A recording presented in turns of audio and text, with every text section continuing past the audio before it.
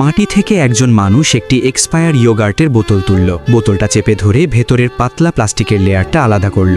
সেই লেয়ারটি সে আলতো করে লক প্যাডের ওপর চেপে বসালো। এখন শুধু অপেক্ষা। জেলার খাবার দিতে এলে নম্বরগুলোর প্রেশার মার্কস পরিষ্কারভাবে দেখা যাবে। উজ্জ্বল আলোয় সেগুলো দেখে কোড বুঝে ফেলল সে। কিন্তু আসল পরীক্ষা এখনই। 4টা নম্বর মিলিয়ে সঠিক কম্বিনেশন বের করতে হবে। সন্ধ্যা তখন 6:30 আর জেলার টহল কমে যাবে রাত 9টার পর। কয়েক ঘন্টা ধৈর্য ধরে সঠিক কোড মিলিয়ে সে দরজা খুলে মুক্তির প্রথম ধাপের সিঁড়িটা পেরিয়ে গেল। নিরাপত্তা এড়িয়ে শান্তভাবে উঠে গেল জেল অফিসারের রুমে। সেখানে পৌঁছে ক্ষত থাকতে ব্যবহার করা পিনটা খুলল। ঠিক সেই মুহূর্তে তার হাত থেকে ফাইল পড়ে গেল। শব্দে প্রথম তলার গার্ড চমকে উঠল। গার্ড দৌড়ে দ্বিতীয় তলায় উঠতে ঠিক 30 সেকেন্ড লাগে। আর ওই 30 সেকেন্ডই ছিল তার হাতে সেফ খুলে সেই গোল্ডেন ডেজার্ট ইগল পিস্তলটা নেওয়ার জন্য, যেটার দিকে সে এতদিন তাকিয়েছিল। গার্ড চারদিকে নজর বোলাতে বোলাতে হঠাৎ মাটিতে টাটকা রক্তের দাগ দেখল। এখনো শুকায়নি। গতকাল যাকে সবচেয়ে বেশি মারধর করা হয়েছিল সেই আজ পালিয়েছে, এটা বুঝতে দেরি হলো না তার। রুমে ঢুকেই সে নিশ্চিত হলো মানুষটা নিখোঁজ। কিন্তু কেন, কিসের জন্যই পালানো?